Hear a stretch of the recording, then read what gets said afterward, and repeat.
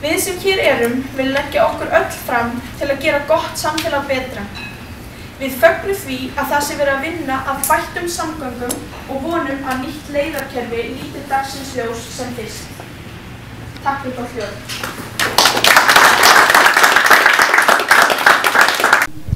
Sóley Þrastardóttir, formaður ungmennaráðs Reykjanesbæjar. Hvaða hugmyndir voru þið að koma með til bæjarstjórnar Reykjanesbæjar? Við vorum að koma með hugmyndir í sambandi við íþróttir, forvarnir, skólamat og strætókerfið sem er mjög mikilvægt.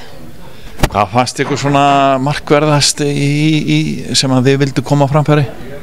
Það er bara að breyta þessu strætókerfi sem er bara alveg ómögulegt og í sambandi við íþróttirnar, hvað íþróttum að bæta við og betrum bæta og svoleiðis.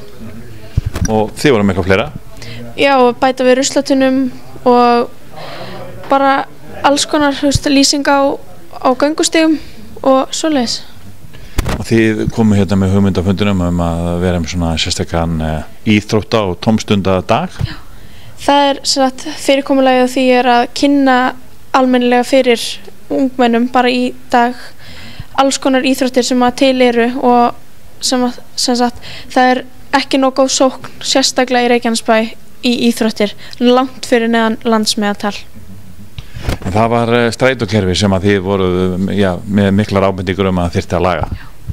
Sem að bara, ég tek strætó sjálf oft á dag og klukkutíma fresti hættir að ganga klukkan 6:30, það er ekki alveg nógu gott. Hvernig var að funda svona með krökkunum í ungmennaráði? Herðu, mér finnst þetta alveg frábær hugmynd og ég held þetta eftir að gera bara gott fyrir bæinn og krakkana og líka vekja athygli á að sé ungmennaráð. Mjög ánægð með þetta. Voru margar hugmyndir sem að komu á loft? Rosalega margar sko. Þannig að krakkarnir eru mjög virkir og vita svolítið mikið hvað þau vilja láta laga í bæjarfélaginu.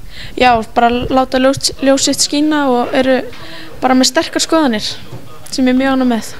Þú hlakar til að mæta á næsta fund með bæjarstjórn? Já, ég hlakka til.